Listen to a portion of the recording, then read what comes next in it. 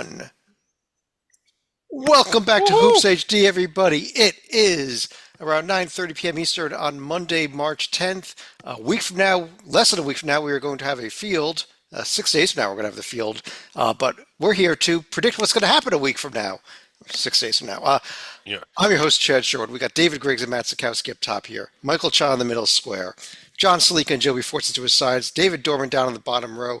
This is our Hoops HD bracket rundown show. Excuse me for a moment, Chad. I got a breaking update from our colleague Zach Singer. We will have a Monday morning unveiling of the Crown Invitational as well.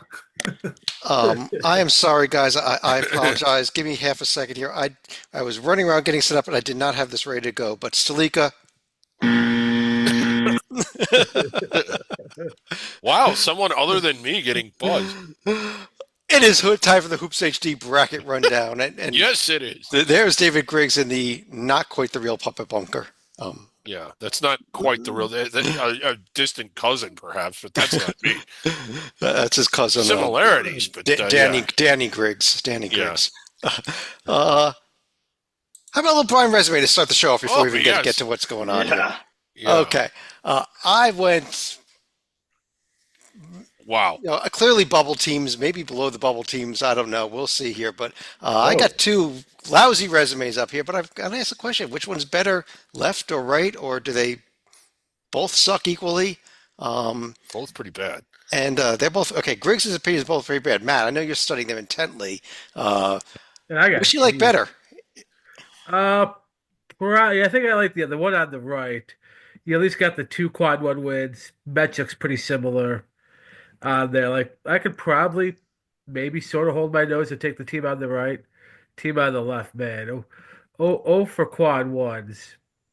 Oh for quad one and in quad two, it hurts. Is that I don't see any attorney wins in quad two either. One of those are where sneakily a team might be like a Creighton or UConn, who I think are technically a quad two home game, but they're really a quad one and how you normally would interpret it. Joby, what do you think, left or right? Both these teams are out. Okay. Both these teams are out. The one on the left doesn't even get a call. They're not in our top 55, I would imagine. They are. One on the right is in our top 55. They're Virginia not be in the field. How about that? 288 non-conference strength of schedule. That's another war. Oh, thank you for noticing that. That is awful. But are they both, Joby, are they both awful? Or is the one on the right a little bit good at least? No, the one on the right is close to awful too. Okay. Does anybody think either of these conferences? We can at least discuss the team on the right. How about that? Yeah, the left should just be thrown in the trash. Joby, on the right's better. Joby, be careful. One of them might be Virginia. No, Virginia should not be anywhere near the field, and I'm talking the NIT. So, does anybody think either of these teams is worth even discussing, or should we not even reveal them and just move on? Good blind resume, Chad. Great way to start the show. I was setting Joby up for a win here, and everyone was the one on the the left team doesn't on the even deserve a sniff. I thought that they were fairly close, that the one on the left was fairly They close are, to the the one on the overall right. average. Right, and I was making that case for you, Joby. The right at least is in conversation. The left is not. The left is not in conversation. The OAR 51 and 52. They are close if you average it all out. Yeah. Not that far. Joby, if you want to change your opinion on the one on the right, one left being better than the one on the right, I will let you do it as I reveal the teams. Because the one on the left is a lousy SMU team, and the one on the right is a Mountain West team, Joby. This was your setup, and you failed. Well, I hate to do this way. Boise is better than SMU. Yeah. I don't know that they are that much. Chad, Boise made my 55. Did SMU make my 55? They made a couple of 55s. They made a couple of 55s. SMU has I see another common thread among these two teams here. One at a time. Somebody in the field. I mean, somebody.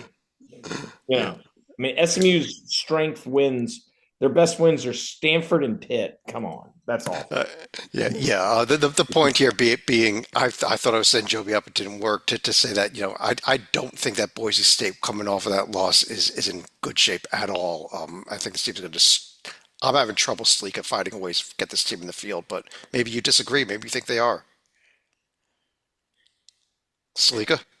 No, I was just gonna say Okay. you probably should have put Colorado State in here instead of Boise State instead of horsing around with a pair of horse mascots here. Yeah. Yeah, might have been even worse with Colorado State. Yeah, Let's see. their best Well, they wins got are that Utah win at State and Boise. San Diego Look State. at that. At least Boise has Clemson and Yeah, Boise St. has two Mary's. wins. Yeah, Boise beat two in the field.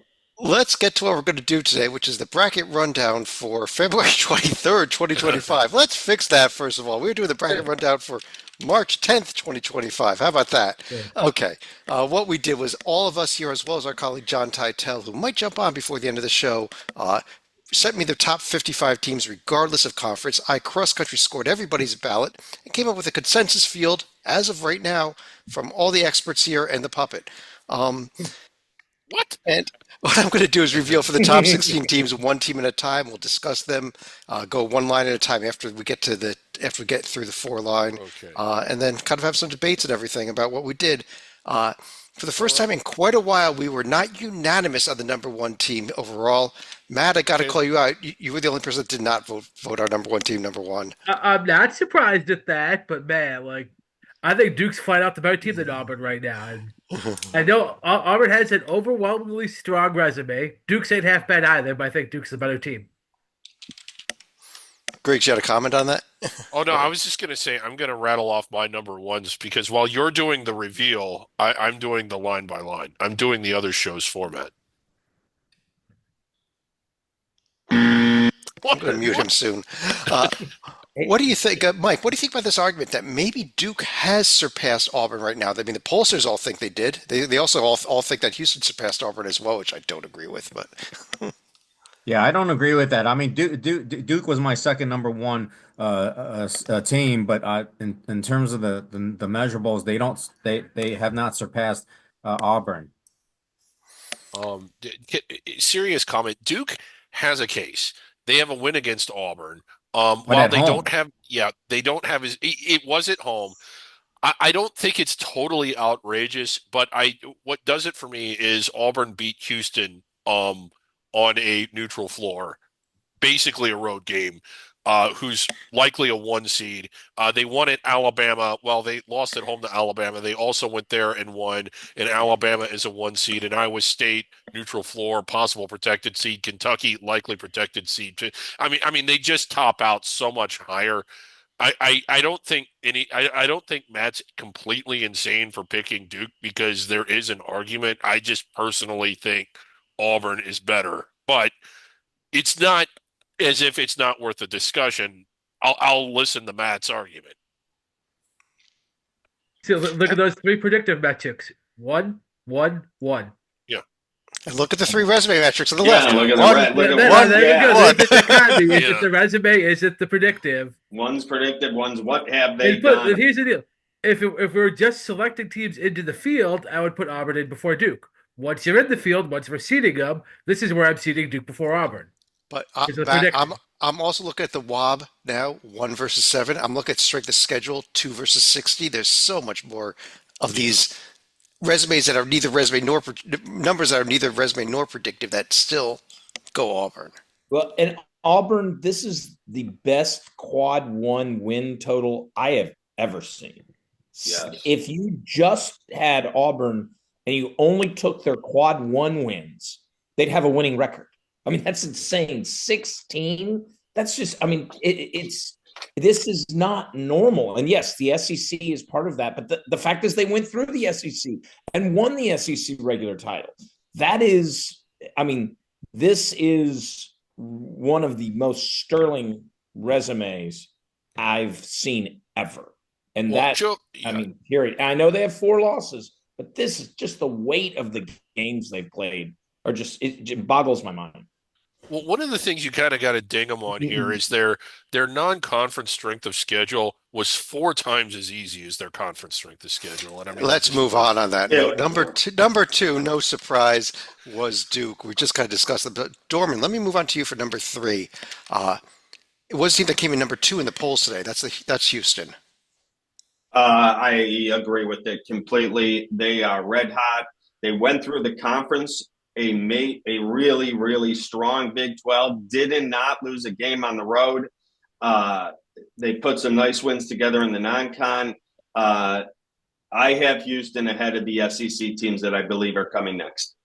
Yeah, I'm not certain that anybody's ever won 19 regular season conference games before ever, because the 20-game conference season is fairly new Yeah. in the last few years here.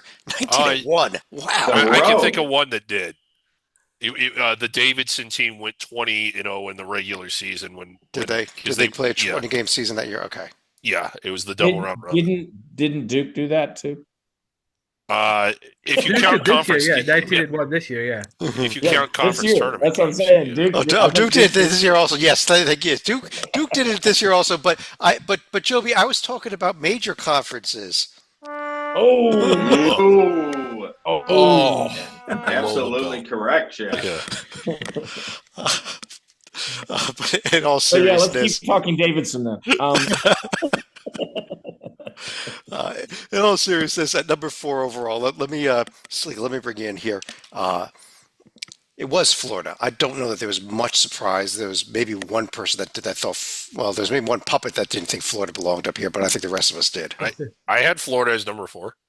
I'm Well, looking you at my probably seed could list. have had Alabama knocking on the door just because they did get the win at Auburn on Saturday and get the road win exchange program between the top 2 schools in the SEC. Yeah, I'm sorry, Griggs. You did have Florida as number 4. You actually had Houston down the 5 line with Alabama on the 1 line. Yeah, Houston down on the 5 line. I was just really down at like, number 4. yeah, I had overall. Houston a little bit low, and Well, you did have them on the 2 line. That is too low. But go ahead and talk about Alabama. Well, okay, like I think that there's 6 teams that are 1 seed caliber and 5 that are very 1 seed caliber.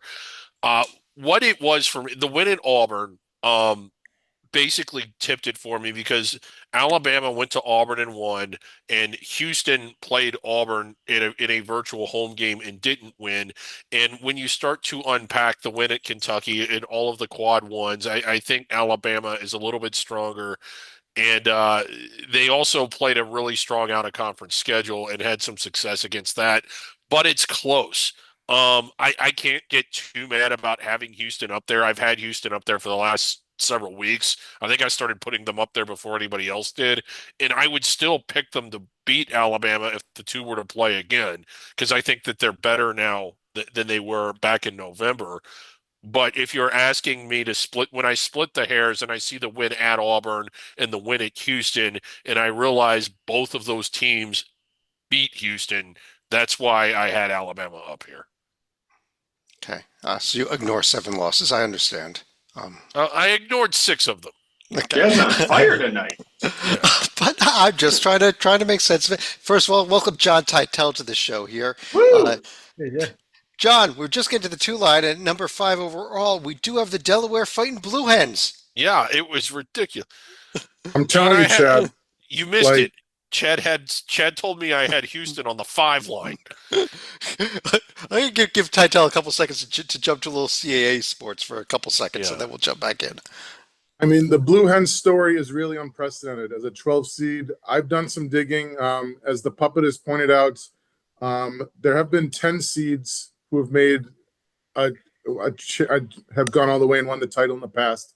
And we've seen teams win 5 games in 5 days, notably NC State last year in DC at the ACC tourney. But we're really in uncharted waters here, I think. I don't know if they're going to do it because both Charleston and UNCW, frankly, are better teams playing in the other semifinal as we speak. But, Towson was the better team. William Mary's, they're getting it done. It's a team effort. Last night, it was John Camden pouring in a career at 36. Tonight, it was the entire starting 5 and a bench guy in double digits, everybody between 10 and 17 points. So you can't just shut down one guy. Inglesby won the title 3 years ago in this conference. It's incredible. I hope their fans show up because there was not a great showing tonight. Not that Delaware is around the corner from DC, but it really is a Cinderella story. Here we go. Wow. Teitel, jumping back to where we are right here. We just came in with the number 5 team overall, Alabama. We just discussed a little bit. In fact, because of that, let's just jump right over to the number 6 team overall as well here. And I'll ask you, do you have any thoughts on Tennessee coming in here at number 6 overall? I must confess, I don't have many thoughts on anything outside of the CAA, but I'll do my Okay. best. Certainly, the SEC is going to have a bunch of top seeds because they're deserving. Look at all the tier 1, look at all the tier 1A, look at the lack of bad losses. Predictive loves them. Defense the best in the country. I don't know what more you could ask of a team. I mean, are they in the one? I assume they're in the 1 seed discussion at least, Yeah. but it might require them to win the SEC title. I think all that's- 6 of these are. Oh, sorry. Yeah, I was gonna say that's a real interesting question, Griggs. Though, do you almost have to give a 1 seed at this point to whoever wins the SEC tournament, just because of how amazing that's going to be to win the tournament? I think if it's any of these 4 that we have in the top 6, I think the answer is yes. If it's Kentucky or somebody who could, I mean, I don't know that they'll do it, but if it's somebody else, maybe not. But if it's any of these 4, yeah. Do you give it to A&M if they do it? Do you give it to somebody like that? I don't know. LSU, anybody? If LSU does it, yes, we're going to put them up. Yeah. And I will interject with, this is where the should and will collide, because I just don't think, I think that the committee will have already made their decision by the time the SEC. They'll make a contingency bracket. You know because what? it's an I easy. think contingency brackets are overrated as stated, because in the past they haven't. Yeah, they have. They haven't executed on them. They have not. I mean, No, because I don't know about last year, but the year before they had like 3 or 4 to account for all of the games on the last day. So, Let's go on to number 7 over here. Joby, let me stick with you. Number 7 overall. It is Michigan State, and this was pretty unanimous as well. well, and the only one who might have not had him 7 was me. I had him 6. Yeah. I mean, I think that Sparty is on a flyer right now. They are hot. They're looking great, and they're not just winning; they're winning solid. Like, this is a team you do not want to roll up against right now. They won one of the top 3 leagues in a commanding fashion in the Big Ten. Sparty is someone, hey, if their preseason, if they could have changed a little bit preseason, I think, by not having the Memphis loss, and if they could have gotten out of the gates a little faster in the Big Ten, this could have been a 1 seed story like Houston, but because of how they're playing right now, they're not. You got to look at the whole body of work. They're a 2. They're a set of 2. Even if they lost their first game in the Big Ten tournament, I think they're still a 2. All their wins lately have been quad 1 wins. Yeah, and I agree with that, Joby. I considered moving them down simply because I don't appreciate what they've done to my social media feed. All of this kissing the midcourt and pushing you'd have thought that like a nuclear bomb had gone off the way people are reacting to that. It wasn't appropriate, but Jesus. Well, Mike's Michigan players, just getting away and everything of the. Let's move on here. Matt, let me go back to you from number 8 overall. How about the Johnnies?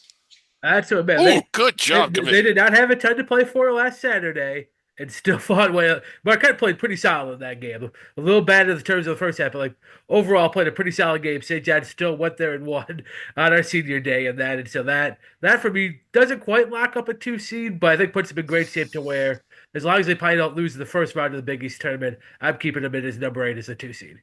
Yeah, if they get to the second round, they'll be playing Marquette or Xavier, and that will not be a bad loss. Yeah, a quick observation about St. John's. When going through and evaluating everybody, their profile doesn't top out quite as high as most of the rest of the protected seeds, but I still think that it's there.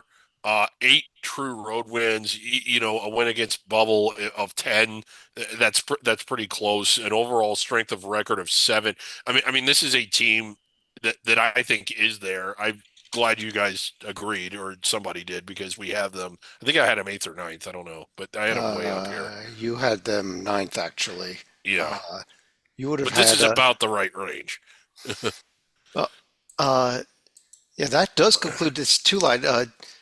Mike, the team that a couple of you thought need to be on the 2 line ended up on the top of the 3 line was Texas Tech there. They're out in the West region.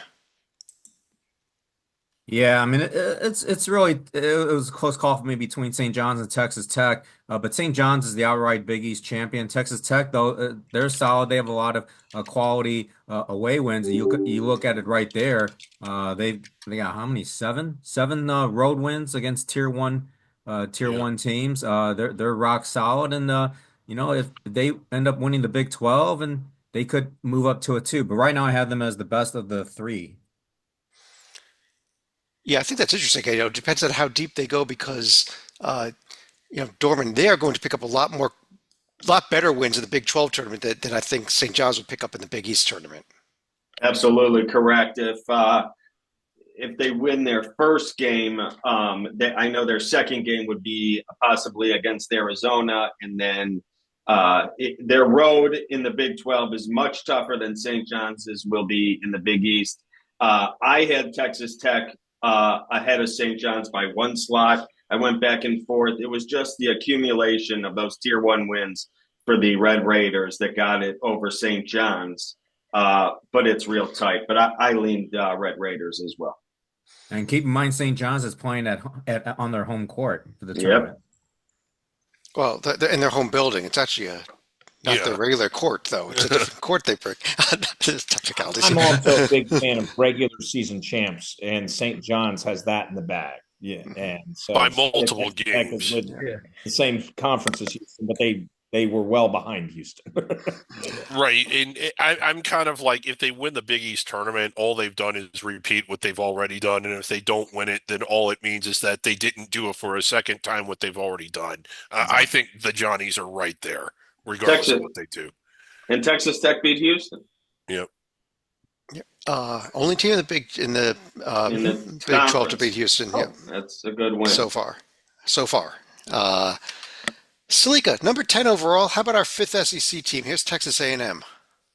Well, this was a team that had actually lost 4 straight games at one point. Of course, they managed to redeem themselves quite considerably with a win at home against Auburn, so that can cure a lot of ills. And then they also get one more win to close out the season. So Uncle Buzz looks like whatever bit of a hangover they had towards the end of February, they're getting right at the right time here. They're only third in the Southwest Conference. We're going back to the old Southwest Conference standings here. There we go. Titel, if you're still with us here, how about another SEC team and Kentucky here also on the 3 line?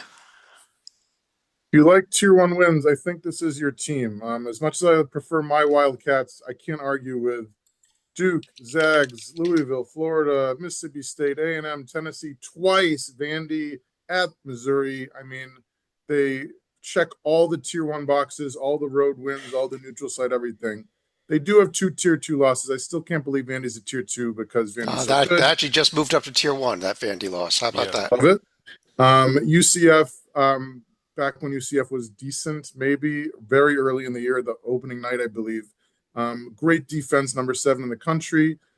J&G has them as 9, which I think is it is higher than the rankings, but I assume that's because the G&G likes all their tier 1, but that's a Joby question.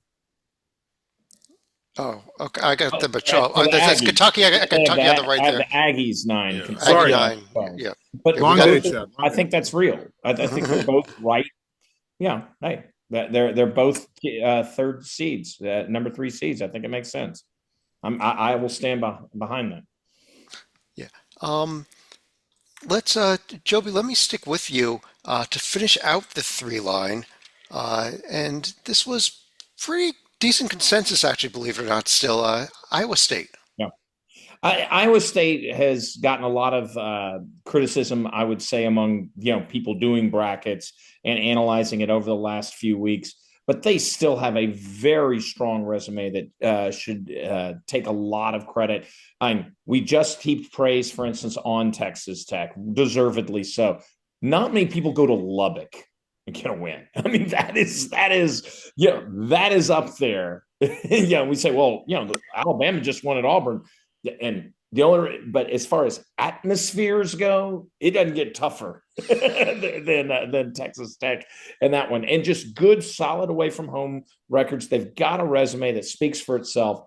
I like Iowa State here. Otzenberger's got his team. They got back on track recently, and I think they nose out a lot of people who are on the 4 line who are clamoring for the 3. But I think Iowa State is that team, and they might be in a position to end any questions if they can piece together some wins in the Big 12 tournament. So yes, and the teams they're competing with, a lot of Big 10 teams, I bet we'll find out, just aren't playing as well right now. Iowa State needed to turn it around. They did. They're there.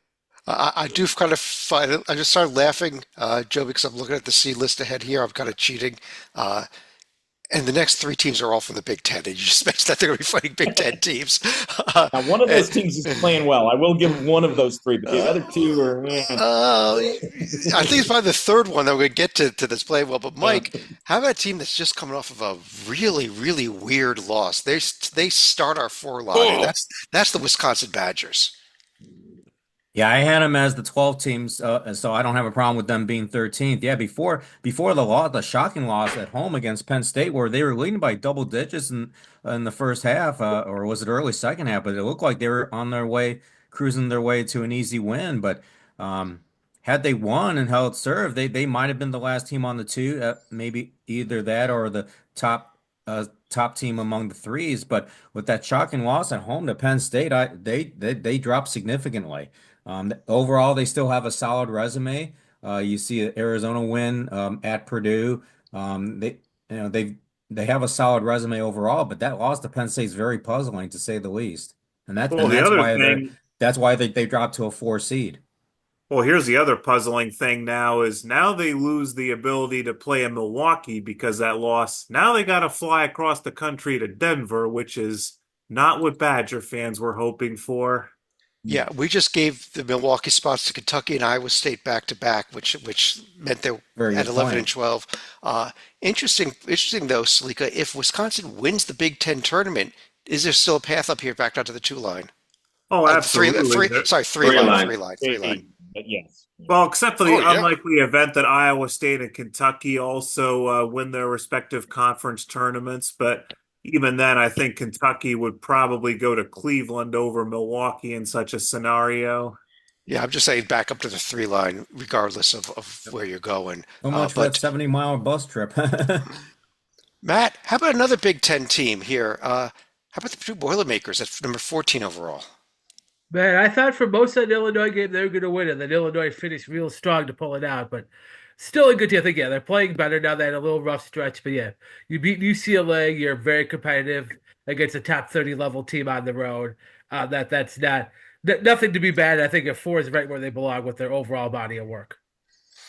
Yeah, and Dorman, how about one more Big Ten team here? And maybe this is one that Joby said was the one that's playing really well right now. How about the Terps? Yes, they are playing really well, real strong. They got their starting 5. I take them up against almost anyone in the country.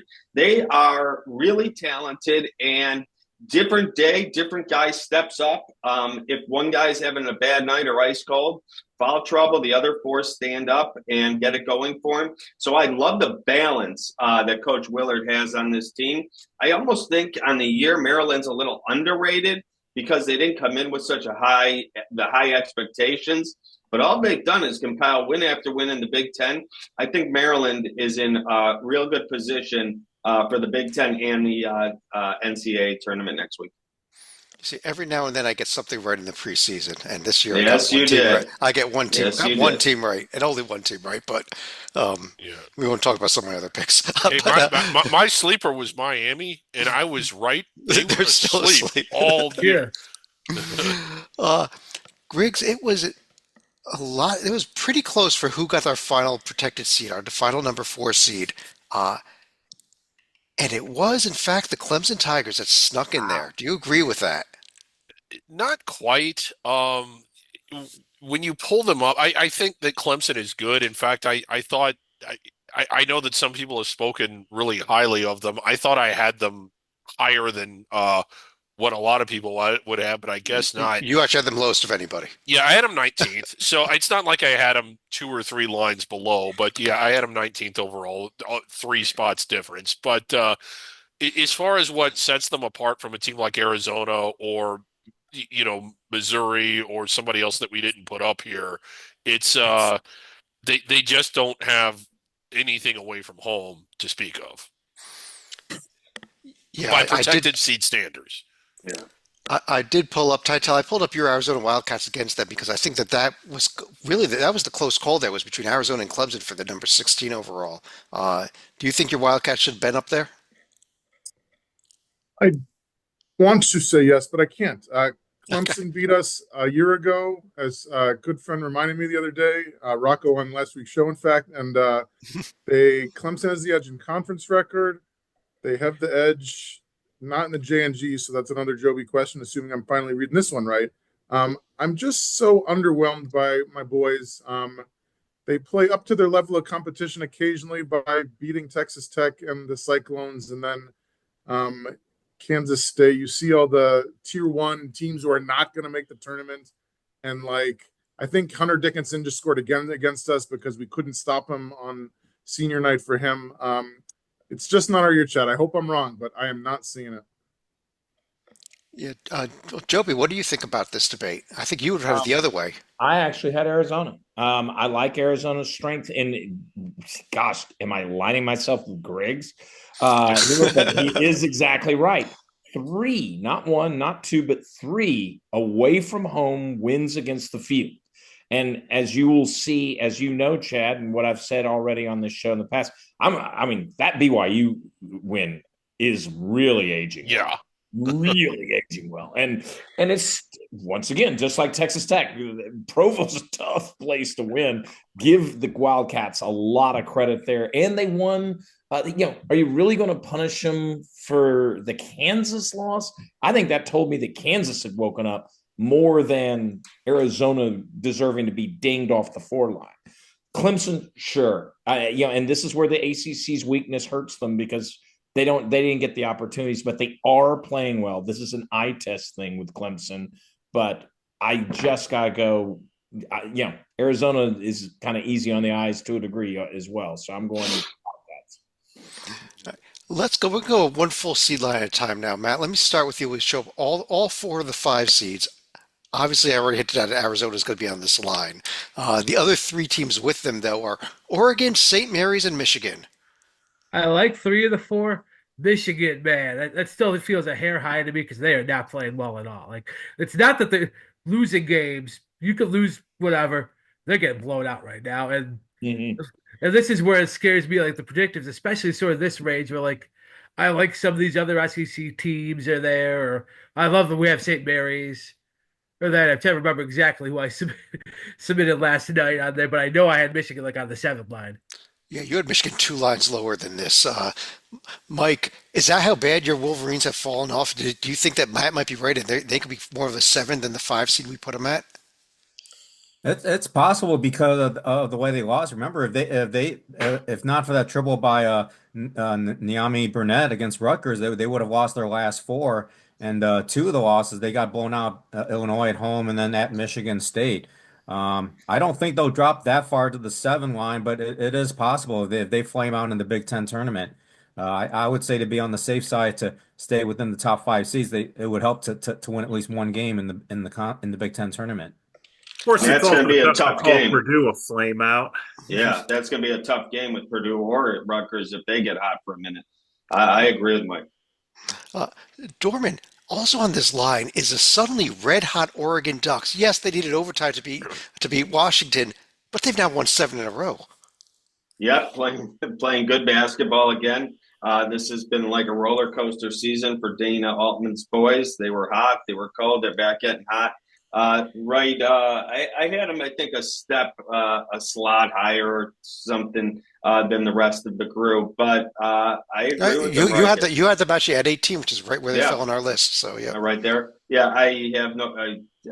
I'm with you. I think this team's playing great basketball. They have a great chance to make a move. Yep. Let's go to the 6 line. Stalika, I'm going to reveal all 4 of the 6 seeds for you here. We've got UCLA, Ole Miss, Missouri, and there's that BYU team rising fast. Yeah, there's 2 teams headed in completely opposite directions here. BYU, they're getting white hot right now. Missouri, they're going in completely the wrong direction because it seems like if they're not throwing potential bubble teams life rafts, they're just not looking as great on senior day against a Kentucky team that suddenly looking like they could be on the two line themselves. But you look at Missouri, they'll still be waiting for their first opponent in the SEC tournament. Yeah, Griggs, I was just a couple weeks ago ready to make a case for Missouri as a protected seed. And Oh, this three-game losing streak, I'm off of that bandwagon completely now. I kind of am too, and I was beating Missouri's drum probably before most people, and I don't know if I had them on the fringe of a protected seed, but 3-7 in true road games, albeit one of them is an outstanding road win, but they just haven't done, in my opinion, as much as the teams that we have ahead of them. I actually had BYU ahead of them. Uh, I Uh, love what they're doing. mhm. This BYU team is just on fire right now. Yeah, the rest of the line here, Titel, we also saw UCLA and Ole Miss come in here. I think we got these about right. Yes, Chad. Okay. I think that Kentucky, Missouri would be a nice conference matchup. I forget if that's the first all SEC game we've got on the schedule at the moment, but I'd be excited to see that one. And then you get the BYU, Texas Tech, Big 12. Is it a problem for you squeezing in these conference versus conference games, or is it working out okay so far? It's so far it's okay, but if these teams meet up again in their conference tournaments, these are going to be a lot harder to Yeah. bracket. But so far they're permissible because those two teams only played once during the regular season. The rules do change if they meet again. But let's go over to the Joby to the 7 line. All four of these teams here, we've got Marquette, Memphis, Louisville, and Illinois. I actually think two of the teams are underrated for their seed line. I think one is overrated. The two that I think are underrated, Louisville's underrated by just a tad. I think they deserve to be on the six line, but it's really Illinois. I think the way Illinois has turned it back. They are just if they had made this turnaround a week earlier, I think everybody in the group would have had them maybe as high as a 5. I am very strong on what Illinois has done, especially lately. Maybe recency bias is getting to me, but this is a very good team the way it's playing right now. I am, and in Louisville.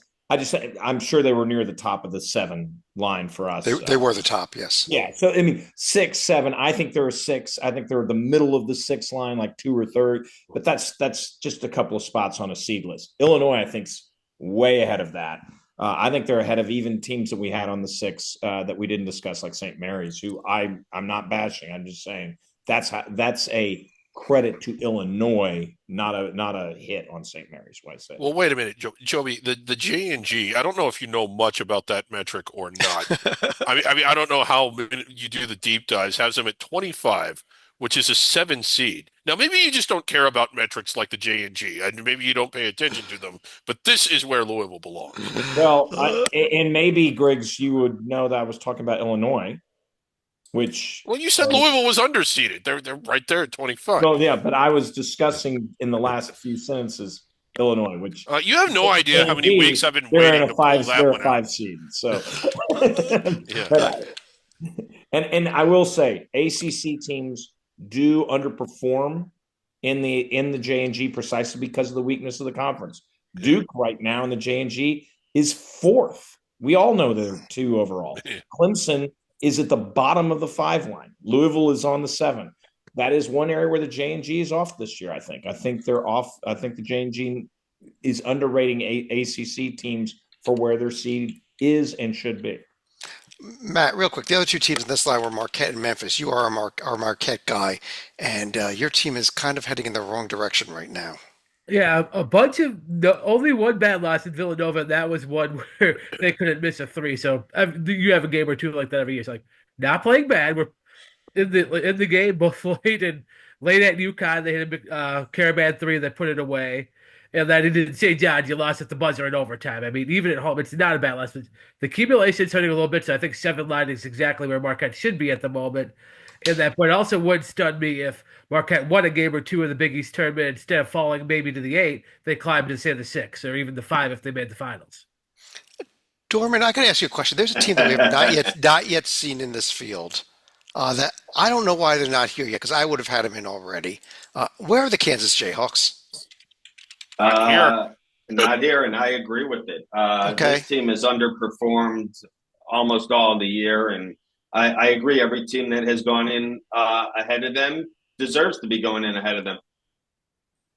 All right. Well, let me stick with you here because they obviously are on the 8 line, which I thought they would be closer to the 6 line, honestly. But we got them along with UConn, Mississippi State, and Gonzaga here on the 8 line. Your thoughts on that? UConn, Mississippi State, Gonzaga. No veto. I like that. It's a strong 8 line. The 1 seeds aren't going to be thrilled with this, but Gonzaga, there's the resume is difficult to interpret.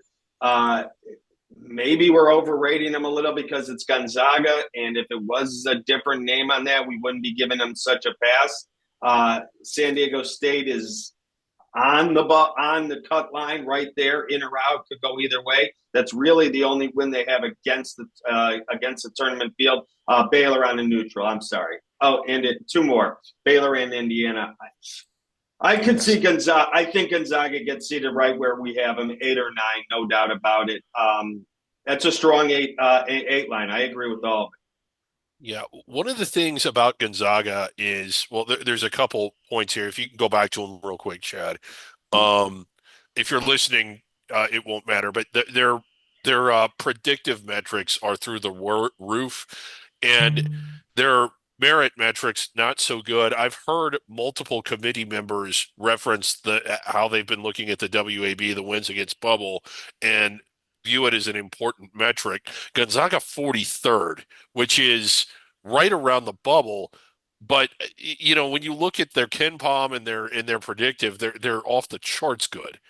So I don't recall a team with this much of a discrepancy between the predictive and the merit at this point in the year ever. I just don't know this is a hard team to place. And if you average it all out, they're an 8, I guess. Well, that's why Joby had him out, and Matt had him on the 2 line. Oh no, just kidding. But let's Mike. Let me go back to you here. I'm going to reveal the 9 seeds, and these are the potential first round matchups here.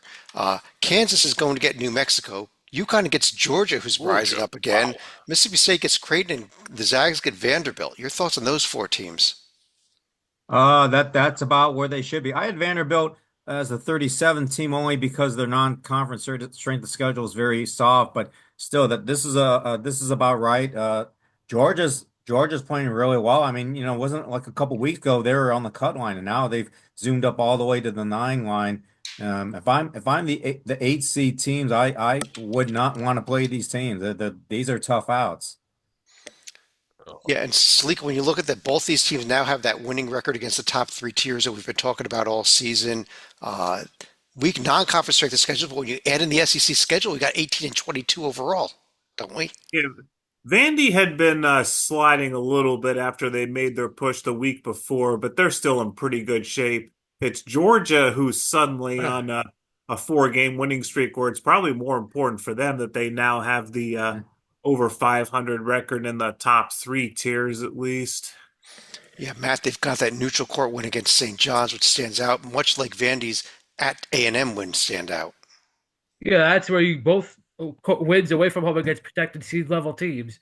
I had Georgia on the 9 line too. I like this. They've moved up to where, hey, at 4 and 10, I'm like, you don't belong with that conference record, and you're also 3 games under 500 against in meaningful games. All of a sudden, you win 4 in a row. You're a respectable 8 and 10 in the SEC, and that curve, put it with a little bit of a curve, that's like 10 and 8 in the average major conference, and then also you're now 12 and 11 in meaningful games, and suddenly you go from being out to being on the 9 line.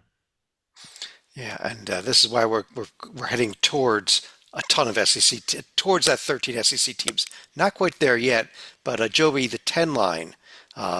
We've got Marquette taking on Utah State. Memphis gets West Virginia. Louisville gets Baylor. And the Illini get the automatic bid-winning Drake Bulldogs. That's just brutal for Illinois. Yeah.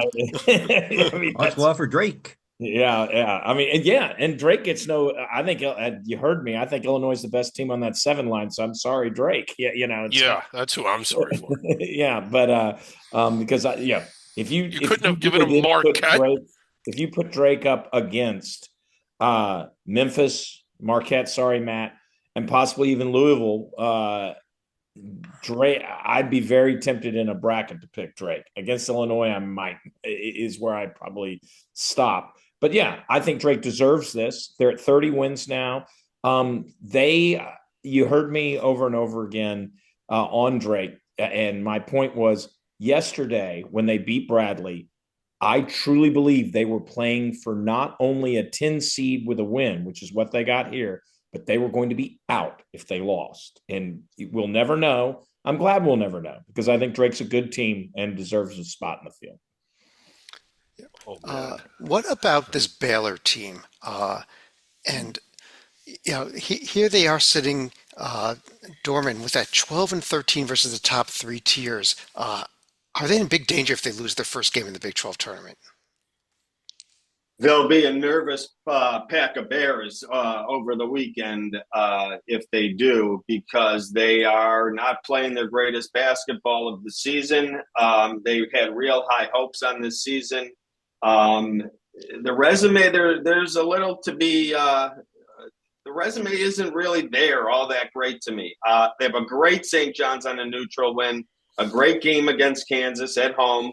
Arkansas, okay, we're probably on the cut line. That's about it. There are some teams this week that if they get hot in these power conferences that we're about to see in the next line or two, if they get hot, they can move up and Baylor could get real nervous over the weekend. I suggest the Baylor Bears win a game or two. They'll feel much better. Well, their first game, they're going to play the winner of K-State, Arizona State on Wednesday. Cannot lose. They cannot lose that game. That would be a disaster. After that, they'll get Texas Tech. I think they can lose that game because I agree. But if they win that game, I think they're a lock at that point also. Yeah, Probably. Yes. And they're also at the at the risk of bid stealers. We don't know how many there will be. You don't want to be caught in that mess there. Baylor should win a little bit. Definitely the first.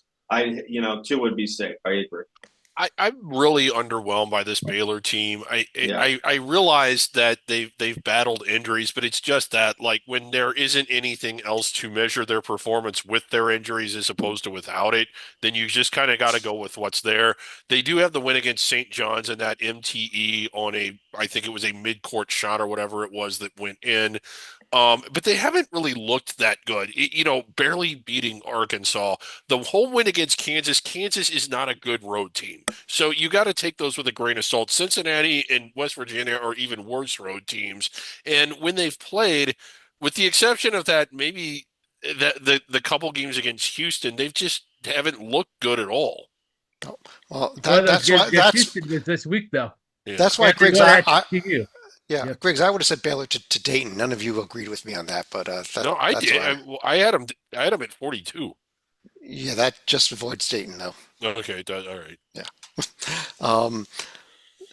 In fact, let's go ahead and go to the next line here. Titel, let me bring you back in here. I'm going to reveal 3 of the teams on the 11 line. 3 teams our last 3 teams above the first 4. We had Indiana, Arkansas, and UC San Diego by the voting would have come in above the first 4, believe it or not.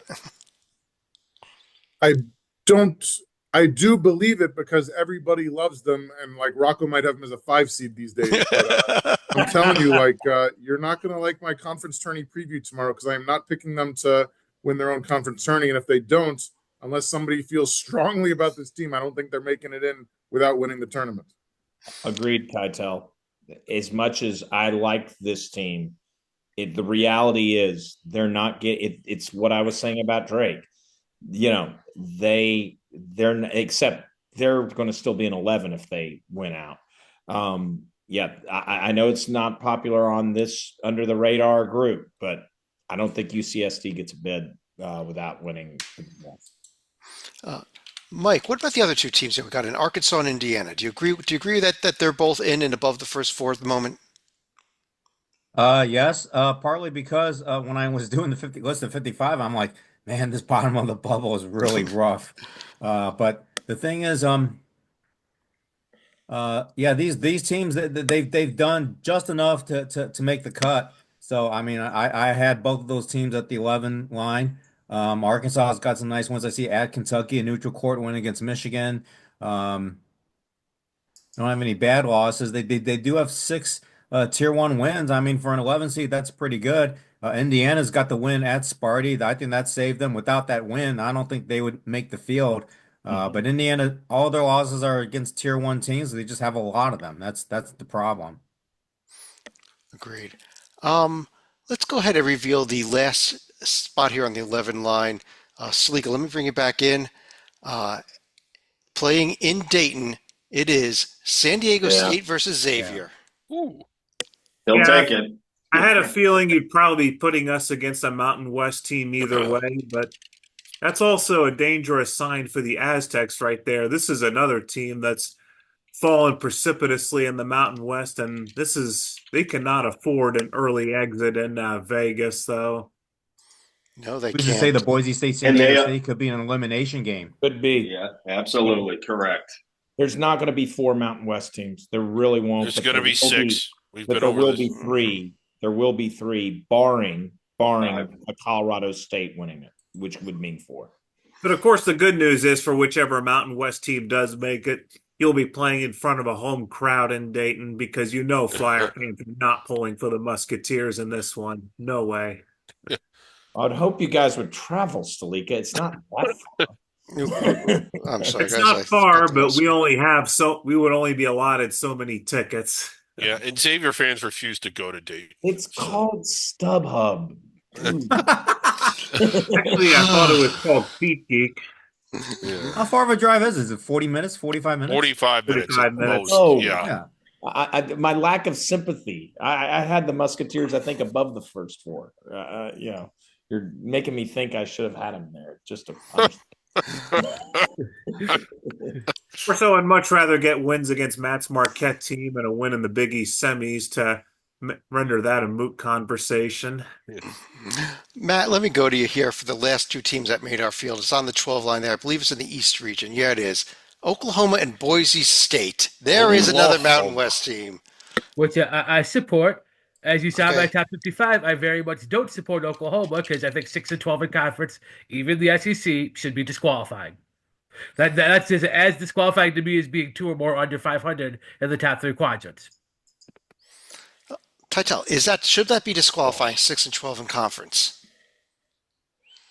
Yes, I think that correct me if I'm wrong, I think the record for most games under 500 in conference play for a team to be an at-large is 4. Yes, Baylor. But they did get a 9 seed. And So, was Vanderbilt 4 under once and got in, or am I imagining? No, they were actually like 10 and 8 SEC that night. Okay, all right, yeah. Florida State was also 6 and 10 in the ACC back in 1998, but still managed to get in because they had like an insane non-conference strength of schedule that year. Okay. Don't remember that one, but all right. That was a team that lost to Valpo in the second round. Oh, all right. Bobby Sura. That was after Bobby Sura and Oh, Sam what? Okay. Cassell. All right. But anyway, continue, Taito. No, just that I'm a big fan of history, Chad, and if nobody's ever done it, I would be hard pressed to have Oklahoma this year be the first to ever do it. But nobody's ever had a conference like this year's SEC either.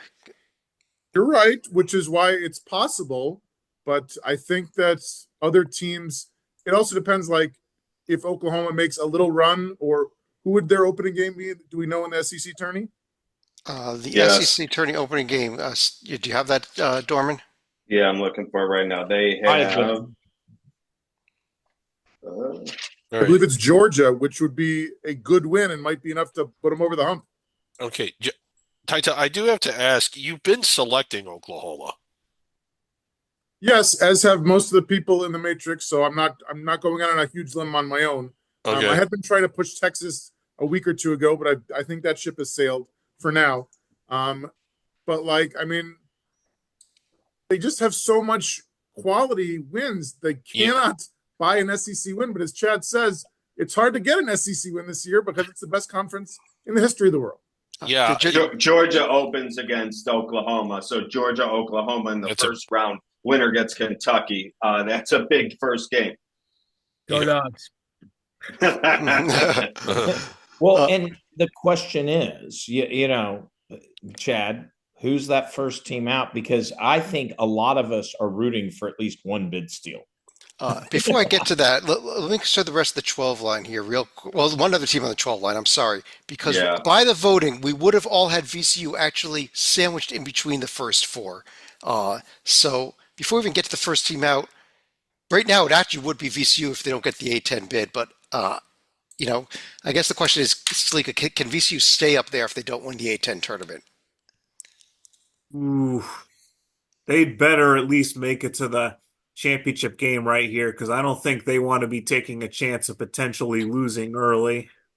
Dead on. They got to go to the finals. Yeah, I got a big problem here when I look at the profile. I love the 25-6. Where is a win over anybody that's in this field? There isn't one. And if Sniffing the field. you're on the bubble, that is not a good thing to be missing. If Merrimack wins the Metro Atlantic tournament, that would be their win over the field, I think. That's the only team Yeah. with a shot the shot to make the field that they've beaten.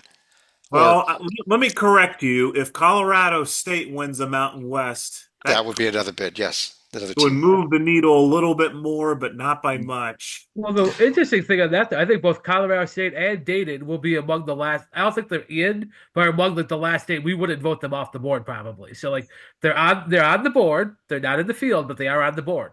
I was holding my nose. You're right, Matt, because I was like, does Chad really need 55?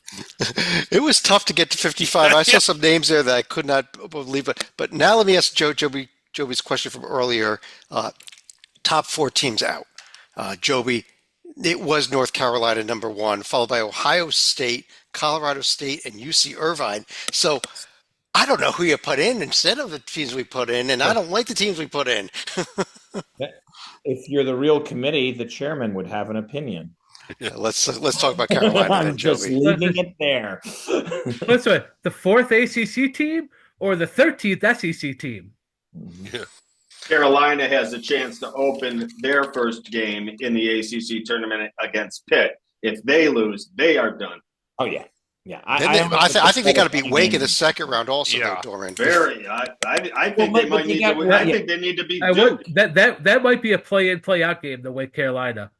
I think the winner has to all of a beat sudden Duke. you give Wake a nice win that they need, ironically. So We've got also here, Mike, let me ask you about Ohio State because inexplicably I'm seeing a lot of bracketologists still with this team in the field that is 11-14 in games against the top three quadrants and 17-14 overall. I mean, clearly if they lose to Iowa, they're done. But beyond that, I mean, is this team really an NCAA tournament team still? Only because the bottom of the bubble is really bad. You got to pick 37 at-large teams. I mean, yeah, I noticed that too. A lot of bracketologists that picked Ohio State in. I think they're among the first four out. They do have a lot of quality wins.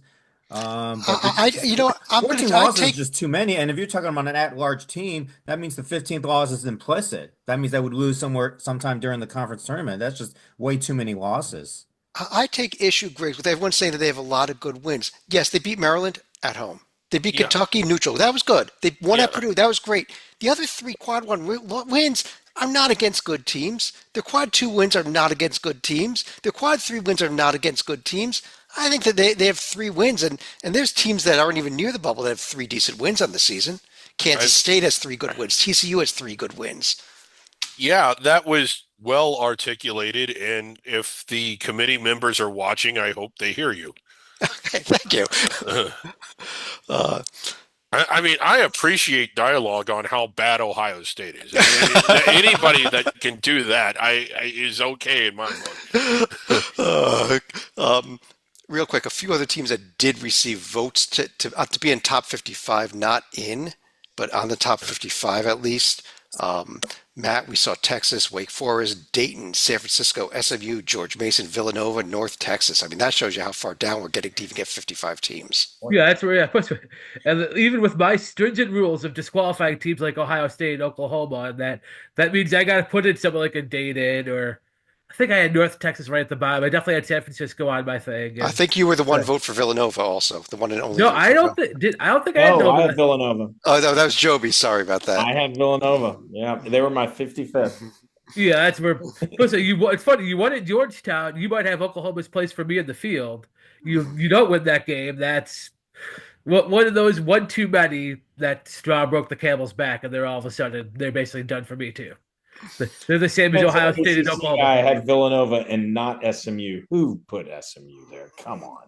I know they were winning There were records two in- people. Stalika and Mike both had SMU in their top 55. I had to pick somebody. Exactly. yeah. I don't blame you. They were 56 for me. So hey, Yeah. I might have been influenced by watching Pony Excess at the time. Such a good 30 for 30. Yeah. it is. I almost wonder though. The question is: there anybody beyond the top four with a shot to actually get into the field at the moment, short of winning an automatic bid? I'm not certain that there really is. Wake is the one for me. Wake, you think if Because they they gotta beat go Carolina through and Duke. Duke, yeah. They got to go through Duke. So, yeah. If your Texas were Yeah, to make the it- final, they would be right there. I'm not I saying could- I'm putting them in, but Texas would be spoken about a lot if they were to get to a final here. The only thing I'd say about Texas, Dorman, is they're even worse against those top three tiers than Ohio State, although they have 5 wins against the field as opposed to 3 at least, so that's a little better. I wouldn't put them in, but if they got to the SEC final, they just picked up 3 really good wins. So That under 500 record gets a lot closer, and you're adding yes, likely 3 NCAA tournament wins. That's 8 wins against the field. You'd actually be adding 4. You'd be adding 4 really good wins, I believe, because you'd be adding Vanderbilt when started. They'd start with Vandy, then they'd beat A&M, then they'd beat Tennessee, and then they'd get Auburn. Those are 3 really good wins. They'll be talked about if that's the situation. Yeah, if they do Even all that. Tennessee by itself would be against a possible number 1 seed. I'd Yeah. have to think we'd be on the good But side. Oh, I'm sorry.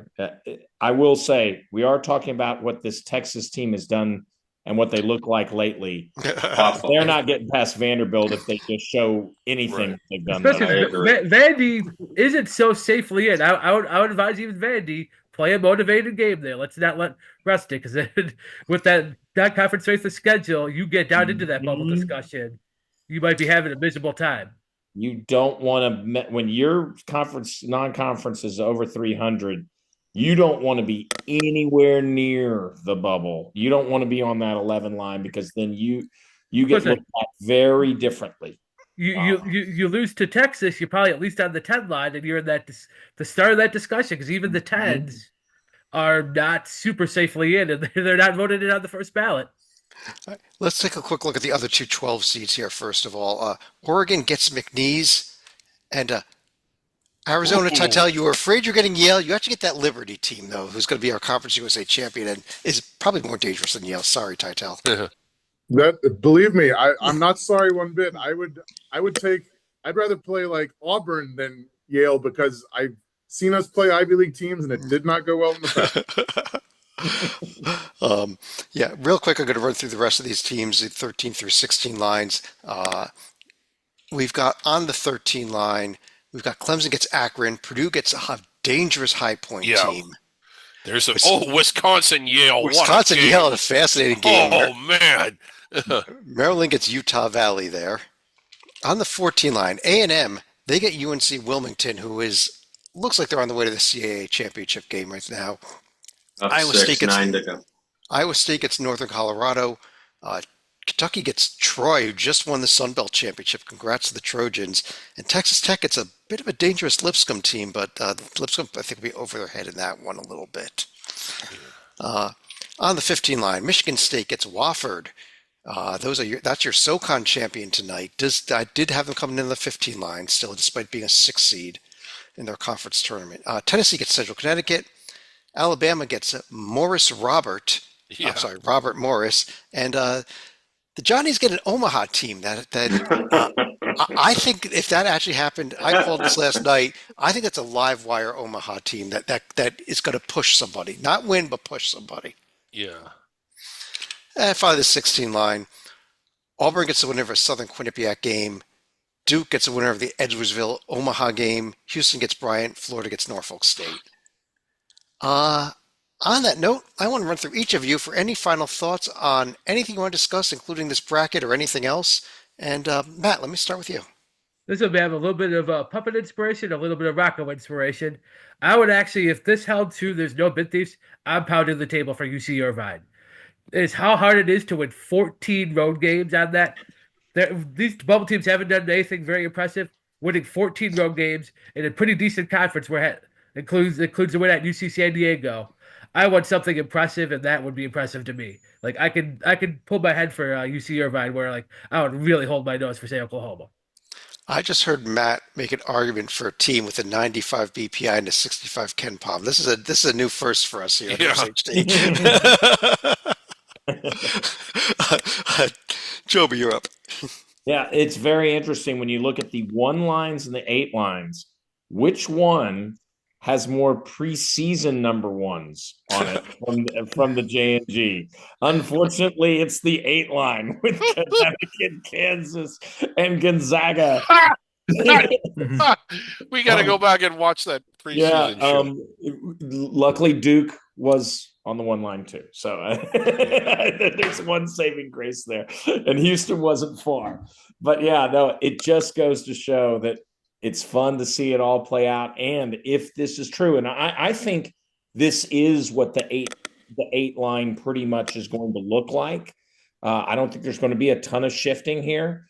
And wow, the talent level on that 8 line. They have, yes, the ones are better, but they have an 8 line. They're not going to be run out based on talent, maybe based on organization or some other component.